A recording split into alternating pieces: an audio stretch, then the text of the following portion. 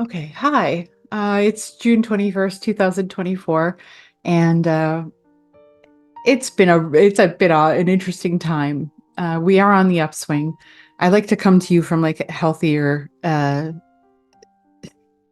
mentalities. And so whenever I come to you, it's usually after I've kind of processed something. Um, or I try to do that at least. Uh, the last couple of weeks have been really, really, really difficult. I went to see my or a plastic surgeon, and basically what's happening is I'm going to be having a hip replacement. But because of losing 200 pounds, I have all kinds of skin in all kinds of places, and sometimes it's skin with there's still tissue and fat, at the bottom hanging. And for me, it's on my right hip, on my right thigh, on my right leg. And my hip surgeon, who is wonderful and I adore, wants me to have some plastic surgery done on my thigh so that when I have my hip in, it will be in there safely and I don't have to walk weird because of my thigh. And so he recommended I see a plastic surgeon, and he recommended me somebody, and I didn't go to that person because I thought I found something better. Turns out I'm going to always listen to my orthopedic surgeon. I went to somebody else, and it was rough. It was rough. And I'm very thankful for I'm very thankful for the relationship that I have with my orthopedic surgeon, because if I didn't have that, it would have been harder. Um,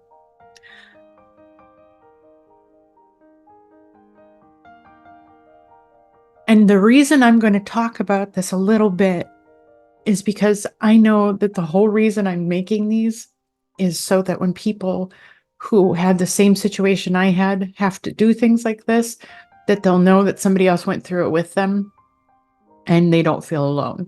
Um, ooh, so I don't even know how detailed I really want to get, but the baseline is this: is he masked it, but he was kind of either disgusted or put off by my whole situation. And I didn't get into any of my backstory or who I was as a person because I just didn't feel comfortable. He didn't seem interested, and I wasn't interested in being vulnerable to share. Um, and so it was just a lot of really not listening to me, not caring that I had, a note from my other doctor saying, this is what we'd like to do. He just kind of brushed it off and said, this is what insurance will probably cover, and wanted to take my stomach. And while I appreciate, wanting to take my stomach, um, it's a really big surgery. And when you have a big surgery like that, the risk of blood clots is great. And you need to be able to move around to prevent,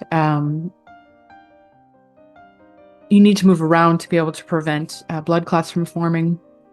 And because of the hip and because of my leg, I can't move very well. And trying to do that with a huge incision on top of an injured hip and the extra tissue I have on my thighs would make it extremely hard and put me at greater risk for blood clots. And I still have this 100 pounds to lose, so I would have this big stomach thing removed, and then after I lose the rest of my weight, probably need to have the surgery again to fix the rest of it, because losing another 100 pounds is significant. So in my mindset, and in my other doctor's mindset, who I trust and adore, the plastic surgery on my thigh is the most important thing, because that's going to create the ability for me to walk unimpeded by having swinging, skin on my legs. That knocks me off balance. It counterbalances my hip. And then, when I have my hip surgery, it would put my hip in jeopardy, a whole thing like that. So yeah, basically he didn't listen to me. And, it was my first time being in an office where I didn't have any clothes on. And, I wasn't terribly traumatized by that, but that wasn't the experience you want, you know. Um, but yeah, it just brought up a lot of stuff and made things really hard and difficult and painful. And the reason I'm talking about this is the good thing is I had the presence of mind to schedule an appointment with my orthopedic surgeon. It was actually yesterday, so I could follow up with him with what was going on. And he was like, I'm so sorry you had that experience. Let's get you to the person that he had suggested before. And, he said, we're going to take care of you. We're going to make sure that this is okay. And he's just great. And he showed me everything he wants to do with the hip. I showed him my leg, and for him, having him look at my body, I had no problem with it. I didn't feel insecure. I didn't feel judged. I didn't feel like awful. I felt like a person. And I didn't feel that way with the other doctor. And so if you're ever in that situation, one of the things, I've never had a surgery before, other than like my adenoids taken out when I was 9. So I don't know. I thought, you see a doctor and you take what you're offered. And so I thought, I'm just going to have to have this surgery. And I don't know how I'm going to do it, And it turns out that you can talk to people. And me putting out the video that I put out about, what I was going through, even though I didn't really get into it, I got so many wonderful responses about like advocating for yourself and how second opinions are a thing, and that, a surgeon is kind of like dating, that you don't let the wrong one in, And so, I had a much more, in the past, when I deal with things, I deal with them on my own.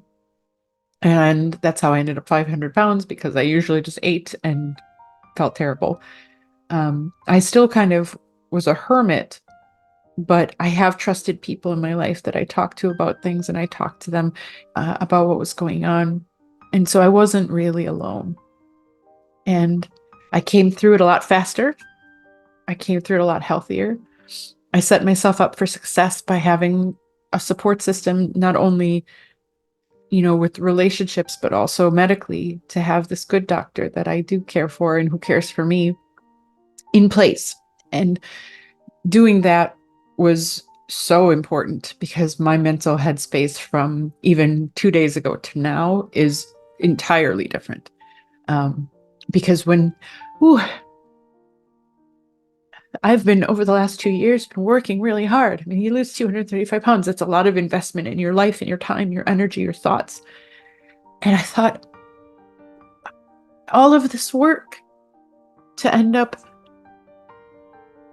just not knowing what's going to happen to me, and feeling so helpless and powerless and afraid of what was going to happen. And to have the support of my doctor and my friends meant the world, because I wasn't going through that alone. And I was working within a brain trust of people who've had experiences with operations, with doctors, with surgeons, with all different kinds of things, saying, all is not lost. Here are some other perspectives other than the one I would have come up with by myself. And so that was really, really helpful. And so in the past, where I would have just gone within and suffered for probably a long time, I didn't do that this time. I still suffered, and it was still very difficult, because it was a bad situation. It was a scary situation. But here we are on the other side. And am I still scared? Yeah. I mean, it's going to be a lot of surgeries. It's going to be a lot of things to figure out. It's going to be a lot of pain. It's going to be a lot of that. But it's necessary pain. It's helpful pain. It's forward motion. And it's more hopeful, because my doctor, he said, you're young, which I appreciated. He said, you have good bone stock. You're motivated. And you're going to have such a change in your life once this is all taken care of.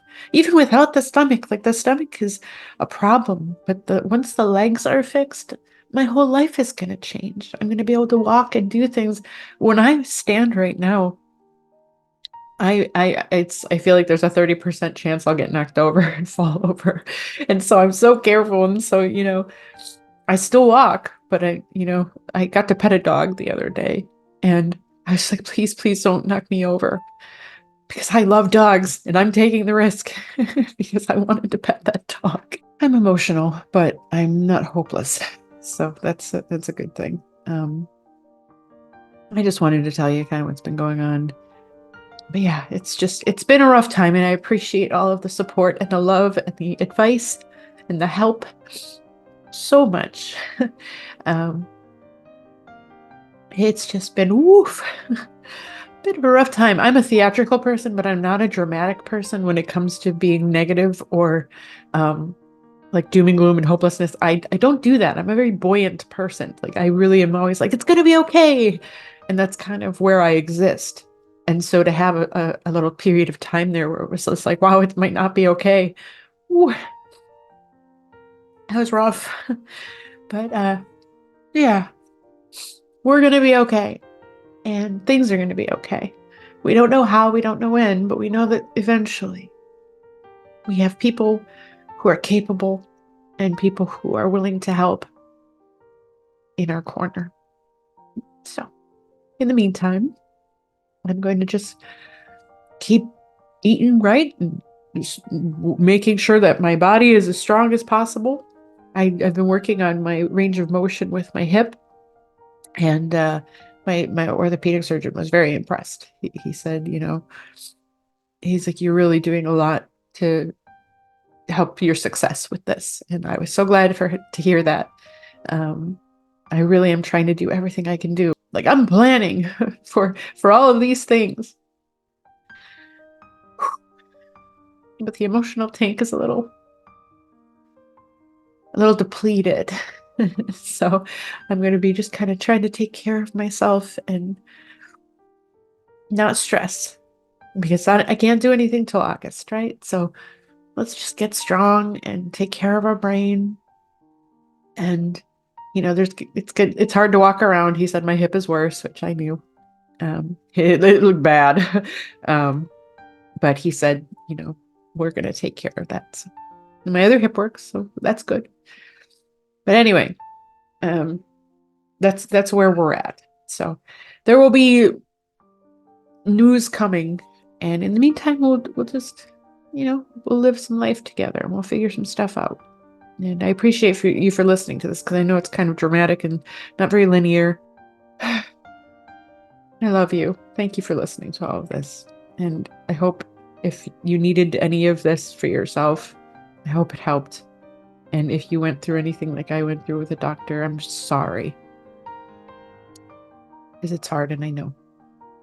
But there's light on the other side of there. It's not the only doctor. It's not the person who gets to be the boss of you. You can find somebody who's kind and who cares about you, and it's going to be okay. So I'm done now. I love you. I hope you're well, and I will talk to you soon.